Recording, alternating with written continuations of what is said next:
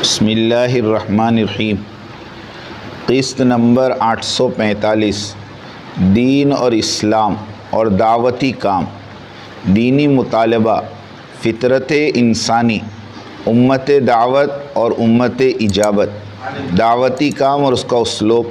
الحمدللہ الحمدللہ وحدہ والصلاة والسلام علی من لا نبی بعدہ، اما بعد۔ اسلام کی آمد، انسان کے تاریخی دور میں جب اسلام ایک انقلاب بن کر آیا تو کیا مشرق اور کیا مغرب اور کیا شمال اور کیا جنوب، سب طرف ایک ہنگامہ برپا ہو گیا۔ جو لوگ نبی کریم صلی اللہ علیہ وسلم کے ہاتھ پر مشرف اسلام ہوئے، وہ اپنے دستور حیات کو، اپنے تمدن اور ثقافت کو، اپنی قومیت اور وطنیت کو، یہاں تک کہ اپنی مادری زبانوں تک کو پس پشت ڈال دیا اور صبغت اللہ یعنی اللہ کے رنگ میں رنگ گئے۔ کہاں وہ انسانیت سوز زندگی گزارنے والے عرب جو اب گوشے اسلام میں اطاعت کے مدارج طے کر رہے ہیں اور اپنے فہم و ادراک کو پیچھے چھوڑ چھاڑ کر اب صرف ان کی زبان پر دو ہی بول جاری و ساری رہتے ہیں، سمعنا و اطعنا۔ تیسرا بول وہ جانتے ہی نہیں تھے، کیونکہ ان کے قائد اعظم حضرت محمد مصطفیٰ صلی اللہ علیہ وسلم کی صحبت بابرکت اور تربیت اور نصیحتیں، شفقت سے بھری مجالس اور ہمدردی سے بھری نظریں اور تکلم اور انصاف جو ان بددوؤں کو ہر روز میسر آتا تھا، کیسے ان کی زندگی نہیں بدلتی۔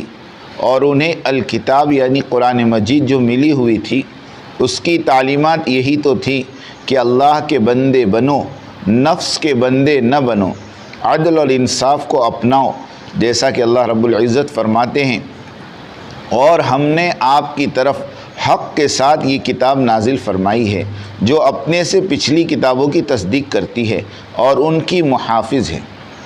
لطیفہ، پچھلی کتابیں دو کام کرتی تھیں، ایک تو یہ کہ اپنے سے پہلے کی کتابوں کی تصدیق، اور دوسرے یہ کہ آگے آنے والے نبی کی بشارت۔ مصدقا لما بین یدی من التوراۃ ومبشرا برسول یأتی من بعد اسمہ احمد۔ انجیل تصدیق کرتی ہے تورات کے منزل من اللہ ہونے کی، اور بشارت دیتی ہے آنے والے نبی کہ ان کا نام احمد ہے۔ اور قرآن مجید صرف ایک ہی کام کرتا ہے، وہ یہ کہ اپنے سے پہلے کے کتابوں اور نبیوں اور رسولوں کی تصدیق کرتا ہے، اپنے بعد آنے والے کتاب اور نبی کی کوئی خبر یا بشارت نہیں دیتا، اس لیے کہ اب آگے نہ کوئی نبی آئے گا اور نہ ہی کوئی کتاب۔ ما کان حدیثا یفترا ولکن تصدیق الذی بین یدیہ، یہ قرآن جھوٹ بنائی ہوئی بات نہیں، بلکہ یہ تصدیق ہے ان کتابوں کی جو اس سے پہلے نازل ہوئی، کھول کھول کر بیان کرنے والا ہے ہر چیز کو، اور ہدایت اور رحمت ہے ایمانداروں کے لیے۔ سن 1990 میں اکھنڈ یوگوسلاویہ کے شہر سرائیو میں کرسچن مشنری کے ایک گروپ سے دوران دعوت یہ نکتہ پیش کیا گیا۔ انہوں نے بائبل اور قرآن کے بیانوں کا مطالعہ کیا، چند دنوں بعد دوبارہ ملنے آئے اور کہا کہ پچھلی کتابوں اور قرآن میں یہ کتنا نمایاں فرق ہے، اور کہنے لگے اب احمد صلی اللہ علیہ وسلم کو آخری نبی اور رسول اور قرآن مجید کو آخری کتاب مانے بغیر کوئی چارہ نہیں، اور الحمدللہ اس مشنری کے سارے لوگ ہدایت پا گئے۔ یہ واقعہ تو ایسے ہی درمیان میں آ گیا، وہ بھی اس لیے کہ داعیوں کے سامنے ایسے واقعات اور سوالات نہ چاہتے ہوئے بھی سامنے آ ہی جاتے ہیں۔ اس واقعے اور اس نکتے سے یہ بات ثابت ہوتی ہے کہ امت اجابت کو دائرہ کار بنا کر دی جانے والی دعوت کبھی کبھار داعیوں کو امت دعوت کے افراد تک بھی پہنچا دیتی ہے اور ان کی ہدایت کا سامان بھی کر دیتی ہے۔ وَلِلَّهِ الْحَمْدُ وَالْمَنْ۔ فائدہ، واللہ یہ کام تو حقیقتاً اہل علم ہی کا کام ہے۔ علماء کرام سے خطاب۔ علماء کرام اپنے خول سے باہر نکلیں اور میدان دعوت میں خلابازیاں کریں تو امت محمدیہ کا کس قدر بھلا ہو اور کس قدر بنی نوع انسانی آپ کے علم سے مستفید ہو۔ یوں تو بہت اچھی ہے مکتب کی فضا، لیکن بنتے ہیں بیاباں میں فاروقی اور سلمانی۔ مولانا الیاس صاحب نور اللہ مرقدہ بھی تو ایک عالم دین تھے، کہ جن کی دعوت والی فکریں سارے عالم میں دعوتی محنت کو جاری اور ساری فرما دیا۔ اگر اسی طرح دیوبند اور دوسرے مدارس کے سارے مفتیان کرام اور علماء اور مشائخین عظام کی فکریں عالمی دعوتی کام پر مجتمع ہو جاتی تو برسوں میں اترنے والی ہدایت مہینوں میں اتر جاتی اور انسانیت کا بھلا ہو جاتا۔ عوام ان سے دین اور دعوت دین سیکھتے اور بیک وقت تبلیغ، تعلیم اور سلوک ایک ساتھ پروان چڑھتے اور اس حقیقی اجتماعیت کی برکت سے دنیا کا نقشہ ہی بدل جاتا۔ یہ حسرت رہ گئی کس کس مزے سے زندگی کٹتی، اگر ہوتا چمن اپنا، گل اپنا، باغباں اپنا۔ یعنی مرکز نظام الدین، دارالعلوم دیوبند اور دیگر دینی مدارس اور خانقاہیں سب کے سب شیر و شکر ہو کر ایک دوسرے کی مدد میں لگے رہتے، ایک دوسرے کو برداشت کرتے ہوئے امت محمدیہ کی اصلاح کی فکر میں لگے رہتے تو کتنا بھلا ہو جاتا۔ دعوت و شریعت نبوی دور کے ابتدائی زمانے ہی سے دعوت اور شریعت کو یکجا اور مستحکم بنانے کے لیے ترغیب دی جاتی رہی۔ کبھی بھی دعوت اور شریعت کو علیحدہ علیحدہ نہیں رکھا گیا۔ فرمایا گیا وَأَنِحْكُمْ بَيْنَهُمْ بِمَا أَنزَلَ اللَّهُ وَلَا تَتَّبِعُوا أَهْوَاءَهُمْ۔ آپ ان کے معاملات میں اللہ کی طرف سے نازل کردہ وحی کے مطابق فیصلے کیا کیجئے اور ان کی خواہشوں کی تابعداری نہ کیجئے۔ اور اس ترغیب کے ساتھ ساتھ اللہ تعالیٰ کی طرف سے ترہیب کا معاملہ بھی چل رہا تھا۔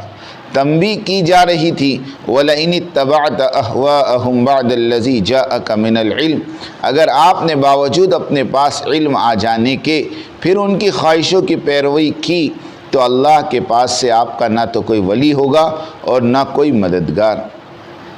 یہ آیت ایک قسم کی وارننگ ہے اہل حل و عقد اور منصف صاحبان کے لیے کہ قضیہ اور فیصلہ چھوٹا ہو یا بڑا، انفرادی ہو یا اجتماعی، ہر حال میں اللہ کے حدود کی پاسداری لازم ہے۔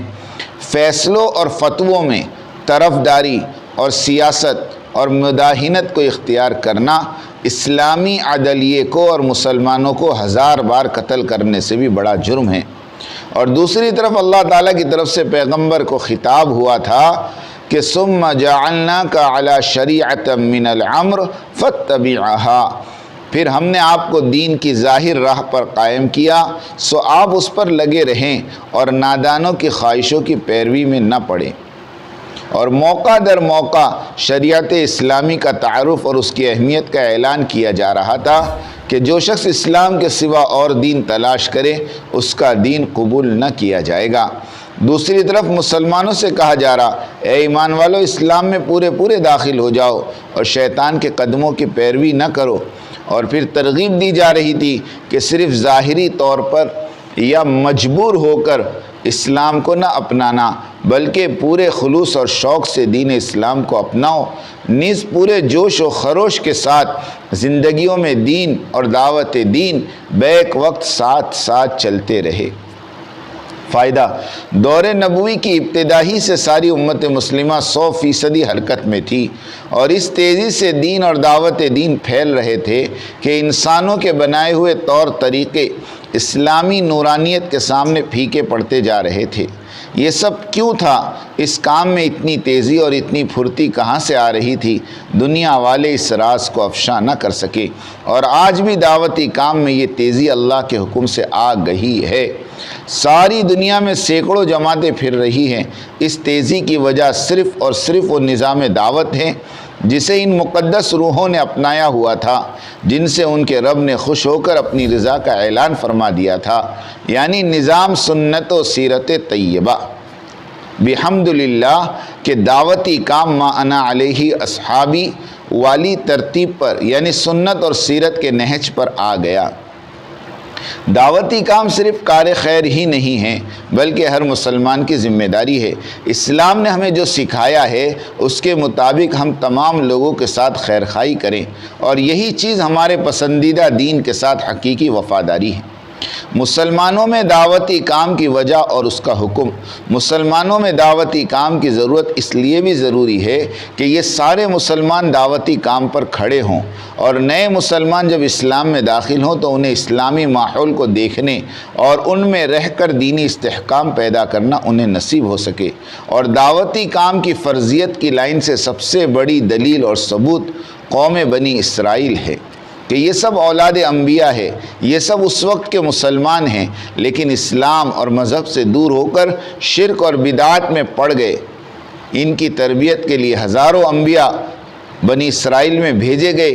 وہی حال آج ہمارے دور کے مسلمانوں کا ہے کہ نہ ایمان کا ٹھکانہ اور نہ اعمال کا، اور اس سے بڑی بات تو یہ ہے کہ ان مسلمانوں کو تو ساری انسانیت کا ذمہ دار بنایا گیا تھا تاکہ ان کی دعوتی محنت کی وجہ سے سارے انسان اسلامی زندگی گزارنے پر آئے اور اپنے حقیقی منصب دعوت پر کھڑے ہوں۔ اب ان مسلمانوں کی اصلاح کے لیے کوئی نبی تو نہیں آئیں گے، اس لیے دعوتی قافلے ان میں بھیجے جائیں گے تاکہ ان کی زندگی دین پر آئے، اور پھر ان کی دعوتی محنت کے ذریعے دوسرے مسلمان بھی دین پر آئے اور دعوتی محنت پر کھڑے ہو سکیں۔ اس لیے ہم مسلمانوں کو عبادت اور دعوت کی ایک ایسی عملی شکل اختیار کرنے کی ضرورت ہے جسے دیکھ کر ہر انسان کے اندر ایک جذبہ اور داعیہ پیدا ہو کہ مجھے بھی ایسا ہی بننا چاہیے۔ صحابہ کرام اسلام کی چلتی پھرتی تصویر تھی، اور ان کی دعوت بھی یہی ہوتی تھی۔ وہ یہی کہتے تھے، کونوا مثلنا، ہمارے طرح ہو جاؤ۔ اگر ہم اسلام کی پرکشش تصویر بننے کی بجائے نفرت انگیز تصویر بنیں تو ہم اس امت دعوت کو گمراہ کرنے کی پوری طرح سے نہیں تو کچھ نہ کچھ ذمہ دار ضرور ٹھہریں گے۔ افسوسناک بات تو یہ ہے کہ بہت سارے اہل علم اور احباب نے اس کام کو عوام کا کام سمجھ کر دعوت و تبلیغ کی امانت کا حق ادا کرنے سے گریز کیا۔ اسی طرح بہت سے مسلم ذی اثر لوگ اپنے اقتدار اور سیاسی برتری کے چکر میں پھنسے ہوئے ہیں، نہ تو وہ اسلام کی خدمت کر سکے اور نہ ہی اس کی طرف کشش کا ذریعہ بن سکے۔ نتیجہ یہ ہوا کہ امت اجابت اور امت دعوت کے درمیان فاصلے بڑھتے چلے گئے، تعلقات اور ہمدردی کے بجائے جھگڑے اور خونریزی کا بازار گرم ہو گیا، اور صدیاں گزر گئی لیکن یہ دشمنی کی آگ ٹھنڈی ہوتی نظر نہیں آتی۔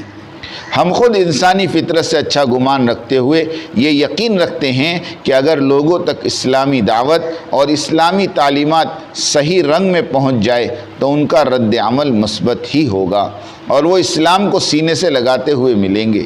انسان کو آزاد چھوڑ دیں تو وہ فطری طور پر خدائے واحد کی طرف ہی مائل ہوتا ہوا نظر آئے گا۔ بدی پر نیکی کو، جھوٹ پر سچائی کو، زنا پر شادی کو، ظلم پر انصاف کو، خود غرضیوں پر ایثار کو ترجیح دینے والا ہی ملے گا، اور یہی تو عین فطرت ہے۔ انسانی فطرت اس پھل کے مانند ہوتی ہے جو دیکھنے میں خوبصورت، مزے میں شیرین ہو، اگر درخت میں بیماری لاحق ہو جائے تو پھل کی شکل اور مزہ دونوں ہی خراب ہو جاتے ہیں، اس لیے اس درخت کے علاج کی ضرورت ہوتی ہے۔ اسی طرح فطرت انسانی بیمار ہو جاتی ہے تو اخلاقی، سماجی، سیاسی، معاشرتی، خود غرضی کی بیماریاں لاحق ہو جاتی ہیں۔ اسی طرح اس انسانی مجسمے پر محنت کی ضرورت پڑ جاتی ہے تاکہ یہ انسان اپنی فطرت پر لوٹ آئے، اور اسی فطرت کے مزاج کو بیان فرمایا۔